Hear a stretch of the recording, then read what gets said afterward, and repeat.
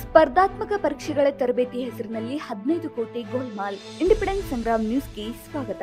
ಕರ್ನಾಟಕ ಸರ್ಕಾರ ಅಧೀನದಲ್ಲಿ ಬರುವಂತಹ ಸಮಾಜ ಕಲ್ಯಾಣ ಇಲಾಖೆಯಲ್ಲಿ ಹೆಚ್ಚು ಕಡಿಮೆ ಕಳೆದ 15 ವರ್ಷಗಳಿಂದ ಅದರ ಪ್ರಧಾನ ಕಾರ್ಯದರ್ಶಿಯಾಗಿ ಕಾರ್ಯನಿರ್ವಹಿಸುತ್ತಿರುವ ಮನ್ನಿವನ್ IAS ಇವರು ಬ್ರಹ್ಮಾಂಡ ಭ್ರಷ್ಟಾಚಾರವೆಸಗಿರುವ ವಾಸನೆ ಬರುತ್ತಿದೆ.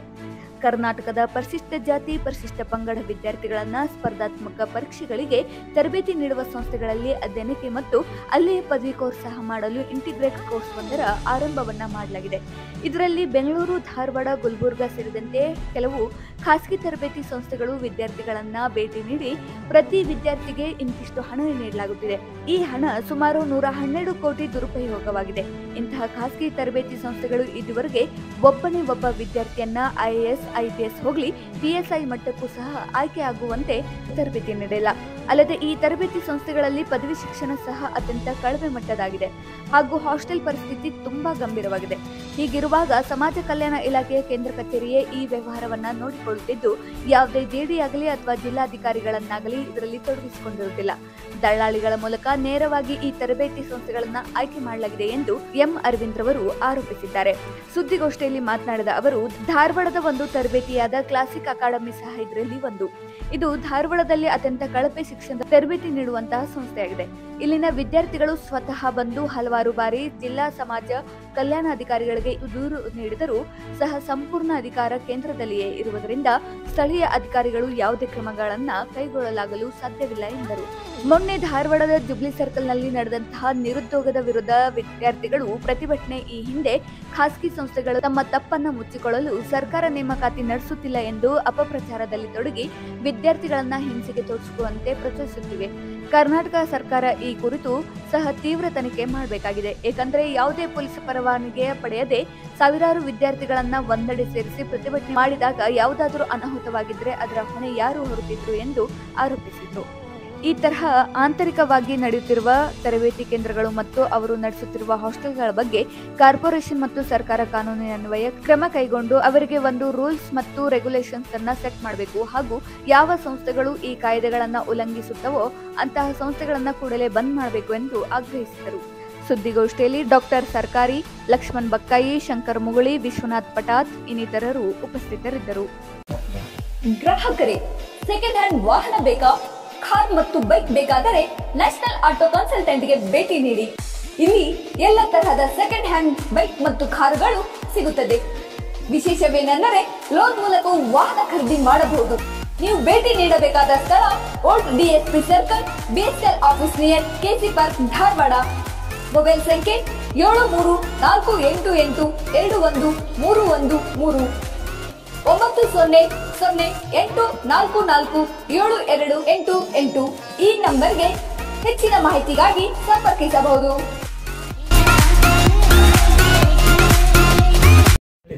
ನಾವು ಬರೀ SC STಗಳ ಬಗ್ಗೆ ಮಾತ್ರ ಮಾತಾಡ್ತಾ ಇಲ್ಲ. ಈ ವಿಷಯದಲ್ಲಿ ಧಾರವಾಡದಲ್ಲಿ ಇವತ್ತು ಏನು ನಡೀತಾ ಇದೆ, ಸಪ್ತಾಪುರಿಂದ ಸ್ಟಾರ್ಟ್ ಮಾಡಿ ನೀವು ಶ್ರೀನಗರ ರೈಲ್ವೆ ಗೇಟ್ವರೆಗೂ ಹೋಗಿ ಯಾವ ಥರದ ಪರಿಸ್ಥಿತಿಯಲ್ಲಿ PGಗಳನ್ನು ಮಾಡಿದ್ದಾರೆ.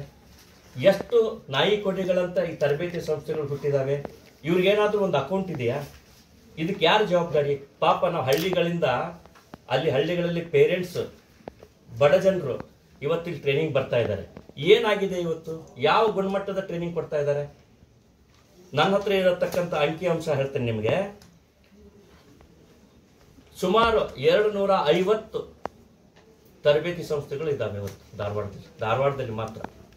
ಈ ದಾವಣಗೆರೆಯಿಂದ ಹಿಡಿದು ಬೀದರಿಂದ ಜನ ಬರ್ತಾರೆ. ಇದು ವರ್ಷಕ್ಕೆ 1,000 ಕೋಟಿ ರೂಪಾಯಿಗಿಂತ ಹೆಚ್ಚಿನ ವ್ಯವಹಾರ. ಯಾರು ಗ್ಯಾರಂಟಿ ಕೊಡ್ತಾರೆ ಈ ಹಣಕ್ಕೆ? ಏನಾದರೂ SDCಗಳು ಎಲೆಕ್ಷನ್ ಆಗಿದೆಯಾ? ಸೆಲೆಕ್ಟ್ ಆಗಿದಾರಾ? ಅದಕ್ಕೆ ಈ ಇಡೀ ವ್ಯವಹಾರದನ್ನ ಇಡಿ ಡಿಪಾರ್ಟ್ಮೆಂಟ್ ಸಹ ಲಕ್ಷ್ಮಣ್ ಉಪ್ಪಾರ್ ಅವರ ಎಲ್ಲ ವ್ಯವಹಾರಗಳನ್ನ ಮಾಡಬೇಕು, ತನಿಖೆ ಮಾಡಬೇಕು. ಇನ್ನೊಂದು ಹೇಳ್ತೀನಿ ನಿಮಗೆ, ಇಷ್ಟೊಂದು PGಗಳಿದಾವಲ್ಲ, ಎಂತೆಂಥ ಸಣ್ಣ ಸಣ್ಣ ಗುಡಿಸಲುಗಳಲ್ಲಿ PGಗಳಿದಾವೆ. ನೀವು ಹೋಗಿ ನೋಡ್ರಿ, ಯಾರು ಟೆಂಟ್ ಹಾಕಿದ್ದಾರೆ, PG ಮಾಡಿದ್ದಾರೆ. ತರಬೇತಿ ಸಂಸ್ಥೆಗಳನ್ನು ನೀವು ಹೋಗಿ ನೋಡ್ರಿ, ಎಂಥ ಕಾರ್ನರ್ಗಳಲ್ಲಿದ್ದಾವೆ, ಅವಕ್ಕೇನಾದರೂ ಫೈರ್ ಸೆಕ್ಯೂರಿಟಿ ಇದೆಯಾ? ಇವ್ರು ಫೈರ್ ಸೆಕ್ಯೂರಿಟಿಯಿಂದ, ಪೊಲೀಸರಿಂದ, ಕಾರ್ಪೊರೇಷನಿಂದ ಪರ್ಮಿಷನ್ ತೆಗೆದುಕೊಂಡಾರ? ನಾಳೆ ಏನಾದರೂ ಒಂದು ಅನಾಹುತವಾಗಿ ಯಾವುದಾದ್ರೂ ಒಂದು ಸಂಸ್ಥೆಗೆ ಶಾರ್ಟ್ ಸರ್ಕ್ಯೂಟ್ ಆಗೋ ಅಥವಾ ಇನ್ನೇನೋ ಬೆಂಕಿ ಪ್ರಕರಣ ಆಗೋ ಮತ್ತಿನ್ನೋ ಪ್ರಕರಣ ಆಗಿ ನೂರಾರು ಹುಡುಗರು ಸತ್ತರೆ ಅವಾಗ ಎಚ್ಚೆತ್ತುಕೊಳ್ತದೆ ಸರ್ಕಾರ ಈ ಕೂಡಲೇ ಇದಕ್ಕೊಂದು ರೆಗ್ಯುಲೇಷನ್ ಮಾಡಬೇಕು. ಮತ್ತೆ ಕಾರ್ಪೊರೇಷನ್ ಏನ್ ಮಾಡ್ತಾ ಇದೆ? ಕಾರ್ಪೊರೇಷನ್ ಕಮಿಷನರ್ ಈ ಕಡೆ ಯಾಕೆ ಪೊಲೀಸ್ ಕಮಿಷನರು 10 ಸಾರಿ ಲೆಟರ್ ಬರೆದಿದ್ದಾರೆ ಕಾರ್ಪೊರೇಷನ್ಗೆ. ನೀವು ಕಮಿಷನರ್ನ ಈ ಪ್ರಶ್ನೆ ಮಾಡಿ, ನಾನು ನಿನ್ನೆ ಮಾಡಿದ್ದೀನಿ ಕಮಿಷನರ್ಗೆ, ಅವ್ರು ಲೆಟರ್ ಬರ್ದಿದ್ದಾರೆ, ನೀವು ಇದಕ್ಕೊಂದು ರೆಗ್ಯುಲೇಷನ್ ಮಾಡ್ರಿ ಅಂದ್ರೆ ನಾವು ಯಾಕೆ ಮಾಡೋಕ್ಕಾಗುತ್ತೆ ಅಂತ ಹೇಳಿ. ಏನೂ ಇಲ್ಲ, ಕಾರ್ಪೊರೇಷನ್ದವ್ರು ಏನು ಕೆಲಸ ಮಲಗಿದ್ದಾರೆ ಗಡದ್ದಾಗಿ, ಅಲ್ಲಿಂದ ಹೋಗ್ತಾರೆ. ಎಲ್ಲ ಬಿಲ್ಡಿಂಗ್ ಪರ್ಮಿಷನ್ ಇಲ್ಲ, CCಗಳಿಲ್ಲ, ನೀರು ಸಪ್ಲೈ ಇಲ್ಲ, ಹೋಗ್ತಾರೆ. ಕಾರ್ಪೊರೇಷನ್ ಸ್ಥಳೀಯ ಅಧಿಕಾರಿಗಳು ದುಡ್ಡು ಕಲೆಕ್ಟ್ ಮಾಡ್ಕೊಳ್ತಾರೆ, ಆರಾಮಾಗಿದ್ದಾರೆ. ಇದು ಒಂದು ದೊಡ್ಡ ಬ್ರಹ್ಮಾಂಡ ಭ್ರಷ್ಟಾಚಾರ. ನಾಳೆ ಒಂದು ಅನಾಹುತ ಆಗೋದಕ್ಕಿಂತ ಮೊದಲಿಗೆ ಕಾರ್ಪೊರೇಷನ್ ಎಚ್ಚೆತ್ತುಕೊಳ್ಬೇಕು. ಮತ್ತು ಈ PGಗಳ ಹಾವಳಿ, ಊಟದ ವ್ಯವಸ್ಥೆ ಏನಿದೆ, ಎಲ್ಲರೂ ಯಾರು ಸಿಕ್ಕವರು ಊಟ ಮಾಡ್ತಾ ಇದ್ದಾರೆ. ವ್ಯಾನ್ ಅಲ್ಲಿ ತಂದು ಮಾಡ್ತಾ ಇದ್ದಾರೆ, ಹಾಸ್ಟೆಲ್ಗಳಲ್ಲಿ ತಾವೇ ಮಾಡ್ತಾ ಇದ್ದಾರೆ. ಉಪ್ಪಾರದಂತೂ ಯಾವುದೋ ಒಂದು ಊರಲ್ಲಿ ಒಂದು ಇದು ಏನೋ has made A kitchen, centralise kitchen ಮಾಡಿದ್ದಾರೆ, ಅಲ್ಲಿಂದ ಊಟ ಸಪ್ಲೈ ಆಗ್ತಾ ಇದೆ. ಅಲ್ಲಿ ಕ್ವಾಲಿಟಿ ಕಂಟ್ರೋಲ್ ಏನು? ನಾಳೆ ಯಾರಿಗಾದ್ರೂ ಫುಡ್ ಪಾಯ್ಸನಿಂಗ್ ಆಗಿ ಏನೋ ಬಿದ್ದು ಫುಡ್ ಪಾಯ್ಸನಿಂಗ್ ಆದ್ರೆ ಯಾರು ಹೊಣೆ? ಇದು ಬಹಳ ಗಂಭೀರವಾದ ವಿಷಯ.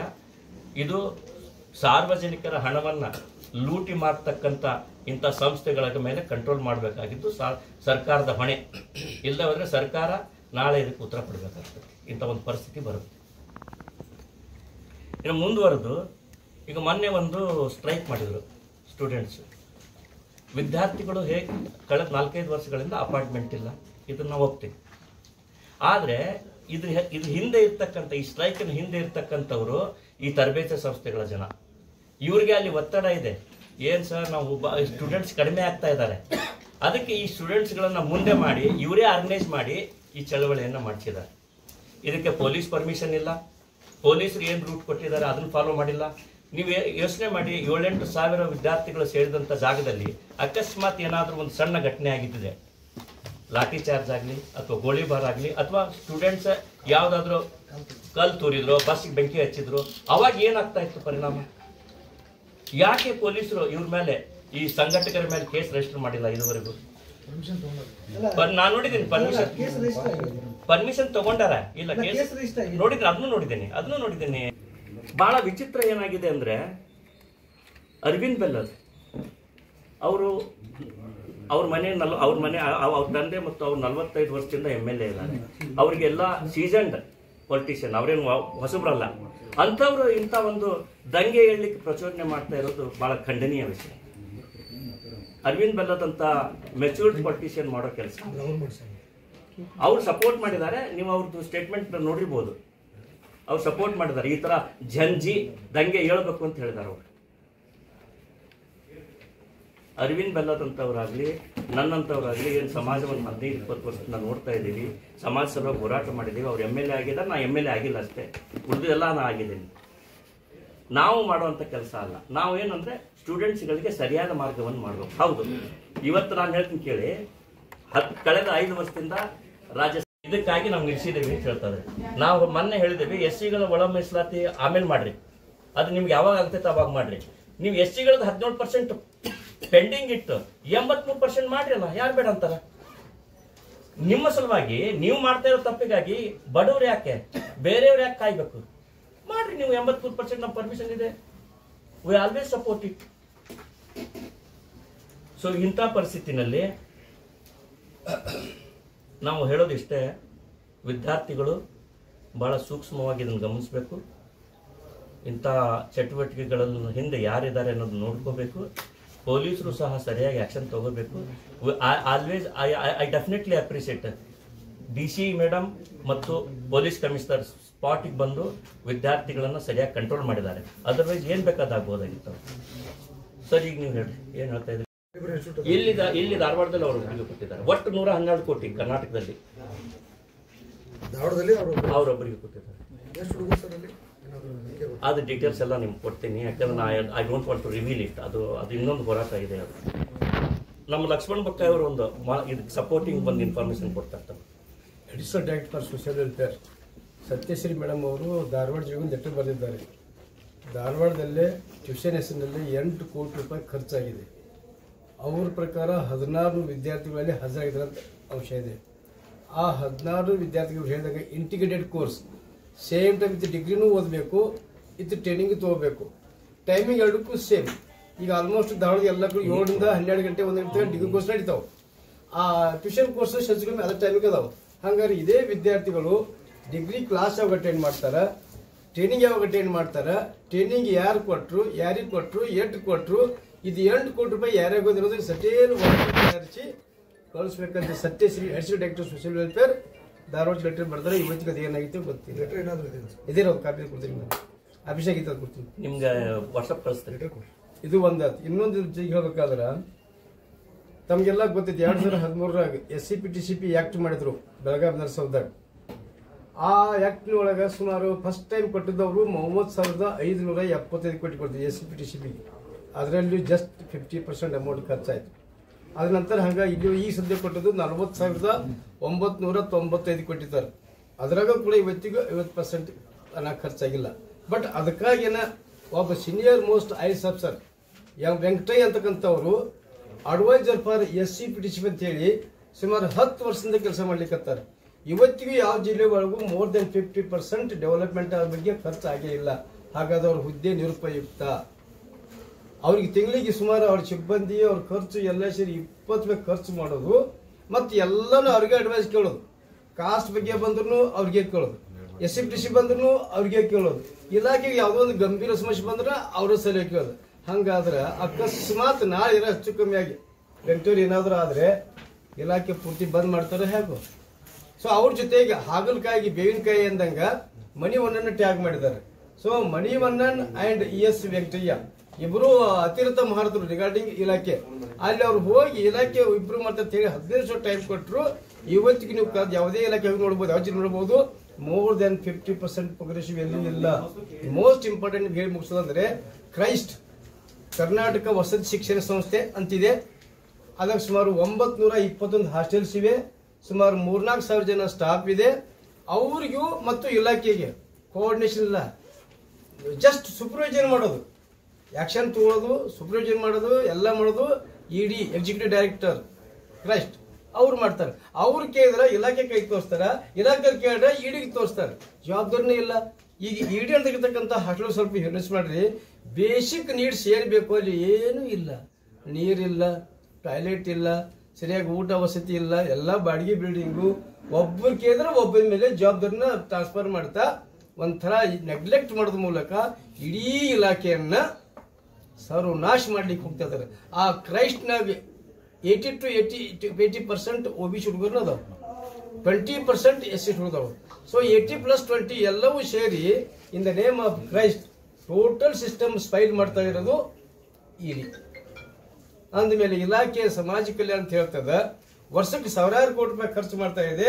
ಬಟ್ ಯಾವ ಇಲಾಖೆ ಹೋಗಿ ಇವತ್ತಿಗೂ ಕೂಡ 50% ಹೆಚ್ಚಿಗೆ ಯಾವುದು ಪ್ರೋಗ್ರೆಸ್ ಆಗಿಲ್ಲ. ಅಂದಮೇಲೆ ಇಲಾಖೆ ಬಗ್ಗೆ ಸಚಿವರು, ಸರ್ಕಾರ ಮತ್ತು ಮುಖ್ಯಮಂತ್ರಿಗಳು 24 ಗಂಟೆ ಭಾಷಣದಾಗ ಹೇಳ್ತಾರೆ. ಅವರು ನಾವು ನುಡಿದಂತೆ ನಡೆದಿದ್ದೇವೆ, ಸಂವಿಧಾನ ರಕ್ಷಣೆ ಮಾಡ್ತೇವೆ, ಪ್ರಜಾಪ್ರಭುತ್ವ ನಾವು ರಕ್ಷಣೆ ಮಾಡ್ತೇವೆ ಅಂತ ಹೇಳ್ತಕ್ಕಂಥ ಮುಖ್ಯಮಂತ್ರಿಗಳು ಮತ್ತು ಅವರ ಟೀಮ್ ಮೋರ್ ದೆನ್ 50% ಇಲಾಖೆ ಖರ್ಚು ಆಗದೆ ಹೋದ್ರು ಕೂಡ ಯಾವ್ದು ಆಗದೆ ಹೋದ್ರೆ ಇದಕ್ಕೆ ಜವಾಬ್ದಾರಿ ಯಾರು?